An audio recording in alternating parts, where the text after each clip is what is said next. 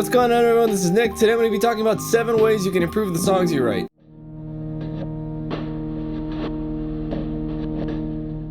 So I just want to preface this by saying that these aren't going to be some like magical tricks. You're not going to see this video and instantly be able to write hit songs, but they're parts of the process that may or may not help you out. And with all of these, they're for you to try out and see if they fit you well. Like when we go to the store and we buy a coat, we're not all wearing the same size of coat and we're not all wearing the same style of coat, and it depends on you and your individual tastes. So I'm going to be giving you some tips that have helped me and have helped other people, and take them as you will. I really hope they help, but at the end of the day, remember, it's your process and it's your way that you're going to write your songs. I also want to mention that the best way to learn to write better songs is by writing more songs and by writing songs more often. So when you're done watching this video, I challenge you to go and write a song, and if you want, send it to me through Instagram. My Instagram is @njroos, and I'll be happy to take a listen, and I'll be happy to give you some positive notes on it and give you some encouragement on that. So send it my way, leave a comment. I think my email is down in the description. Send it to me somehow and get the song out to me, and I'll let you know some thoughts. Make sure to watch till the end because I got some cool tips, and there's going to be like a cool PDF that I'm going to go over at the end of the video. So make sure you watch all the way till the end to catch all the information. So the first tip is going to be to write out specific parts. Now this is a very common thing I see in songs that I produce, songs that I see people writing, and just charts in general,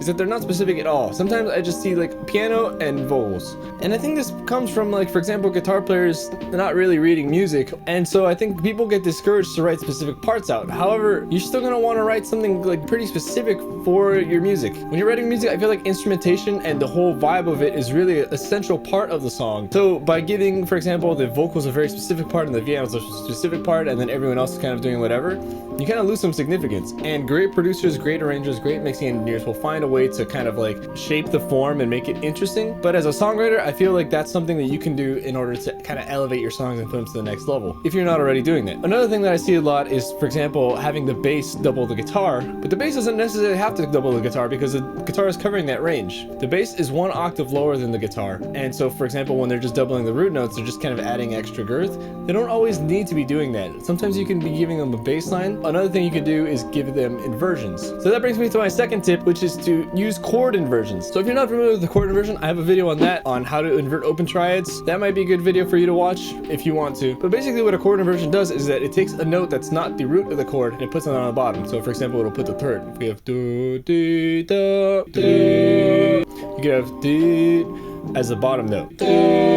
Sorry for my terrible singing, but once you start to invert your chords and do stuff like this, you're going to get a different sound, and it's going to create some awesome interest in your music. And your music is going to stick out, and it's going to make you really unique. Another part of that is that the bass is its own melody in its own right. If you studied any music theory at all, you may have heard the term counterpoint. And while for a lot of you that might be a really boring class that you had to take when you're in college, or like a really boring looking textbook from like 500 years ago, the concept of counterpoint in general is really important. It's basically like, how are these two melodies reacting? And in most popular songs, you have a melody, some sort of chords, drums, and like a bass. Now with the chords, there's kind of melody happening, but they're kind of stagnant chords for the most part. Sometimes there's counterpoint within the chords, and actually a lot of times there's counterpoint in the chords, but the most obvious forms of counterpoint are the vocals and the bass. And so if you have an interesting counterpoint between the vocals and the bass, you're gonna have really nice melodic contour. There's 3 main types of counterpoint. There's parallel motion, where both lines are going the same direction. Contrary motion, where both lines are going in different directions. So for example, if the vocal's going up, the bass goes down. And there's oblique motion, where one of them moves and the other one stays. Oblique motion has gotten me some of my favorite results. You also don't have to call it by these terms. These are the terms that are like traditionally taught, but as long as you kind of understand the 3 types of ways you can write bass lines and how they can contrast with the melody. Using inversions also creates some kind of subtle change that helps the arrangement push forward a little and keeps some momentum. It helps keep the music from being stale. Which brings me to my third tip, which is keep the momentum of the song. Another way you can think of that is that it's always changing. So a good test for this is to record the song, listen back, and see if you lose attention. For example, if you're like trying to grab your phone, or you're going to scroll on Instagram or Facebook or whatever you use, if you start getting distracted and you start getting pulled out of the music, then that's an indicator that that part of the song needs some kind of change. Make sure that the song keeps going and make sure it's always changing. One good way to avoid this is to avoid copy pasting if you're working in like some kind of DAW. This is a really common thing, especially in the area of loops, where you have like a guitar part and then you just kind of copy paste it over, or like especially with drums too, which works, and it works for a specific style. But for me personally, I prefer not to do that. If I can, I'd like to record the real instruments, which is something that me and my buddy Sean are doing at Turning Out Recordings. If you're interested in our process with that, we have a video on that, which could also help your songwriting process. But anyway, whenever I record a guitar part, I record all the way through. I try to pretend like it's a live performance. I could just copy paste all the choruses, but then that loses some kind of energy in the song. Usually as a human being, when I hit the second chorus, I want to change something up a little bit, you know? Just because, like, as a curious human being and as someone who's looking for something exciting, I naturally want to change something, and that creates some kind of human element. That's something that AI can't do. You know, there's this whole thing about, will AI take over the music industry? I don't completely think so. We have stuff like Isotope Neutron, which has like mix assistant that can kind of give you like an amazing mix really quickly. But this human element, this kind of like X factor, this like wild card kind of thing, is what makes us humans unique and what helps us kind of innovate and capture your emotions through a song. And in general, always make sure that every section is super necessary and every part of the song has a specific function of a song. Songs can be long, and the long songs can be cool, and I personally write a lot of long songs, but make sure that everything's necessary. Ask yourself, does this need to be here? What purpose is this part serving? How is this affecting the song? How is this helping me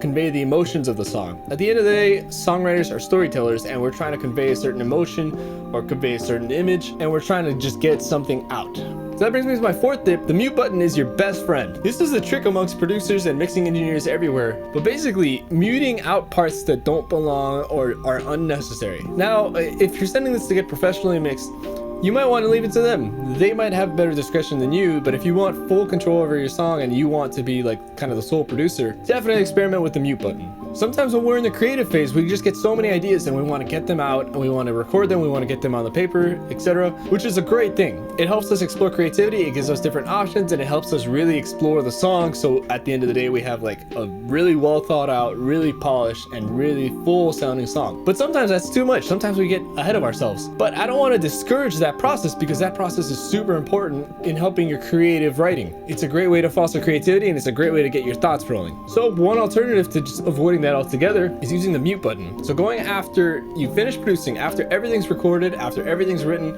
after you're like totally ready, ask yourself, what can I mute? And start just like literally muting tracks. Just be like, what happens if I take off this guitar here? What if I pull the guitar off and it's just vocals, bass, and drums? What effect does that have? What if you don't have vocals? What if you make an instrumental part and it kind of changes the mood of the song? What if you take out the drums and it's just vocals and piano and it's just like this nice and intimate section and it's like a huge contrast? That'll help with the momentum, like I was mentioning earlier, and it'll also kind of like solidify the arrangement. I studied for a while with the great arranger and composer Alan Ferber, and one of the things he really talked about was having 3 characters in a piece. And if you have more than that, it becomes hard to follow. It's like when a TV show kind of introduces a bunch of characters at you at one time, like Game of Thrones actually. Game of Thrones was super hard for me to get into. Once I got into it, I loved it, but there's just too many characters and I couldn't follow. So using the mute button will help you kind of achieve that consolidated, like very focused song, and it'll help you convey your message to the listener a little better. It helps you bring out the drama in the song, and that brings me to my next point, is be dramatic. So by be dramatic, I mean push everything to the extreme. You want to hit the highest of high volumes, lowest of low volumes, the most consonant of chords, the most dissonant of chords. You want the most contrast, and you want to be expressive. One of my favorite quotes from my favorite sax player, my favorite composer, and one of my favorite human beings of all time, Wayne Shorter, was, play and write music for how you wish the world to be. Music is emotional. Emotions are dramatic. To be a musician, you have to be kind of emotional and kind of dramatic, because to get into this line of work, you have to really get in touch with what's in here. For me, the best songwriters kind of convey emotion, they get a message across, and it's kind of like a feeling of empathy. Like, I know what you've been through. Here's a song, this is how I got through it, here's some hope, or I'm with you, I've been there, I feel bad too, or like, oh come on, like lift yourself up, be happy. Like, the music can achieve a variety of emotions that words simply cannot express. Music is a transmitter of emotions, and the lyrics kind of guide you there, but the whole thing takes you there. So be extreme and push things to the limits. Be super loud and be super quiet, even though it's gonna get the compressed out of it, the message will still come across and the drama will still come across. Another example is that if your music has some kind of pattern, to like start playing the pattern and stop it before expected, you know, like kind of establish that there is a pattern and take it away from the listener so they can be like, ah, I wanted more of that, and then they're gonna keep listening to your music. Or take a pattern and go as far as you can with it until it's like almost painful, because then the listener can't stop listening, because they're gonna be like, oh, where's this heading to? Where's this heading to? Where's this gonna stop? I don't know when this is gonna stop.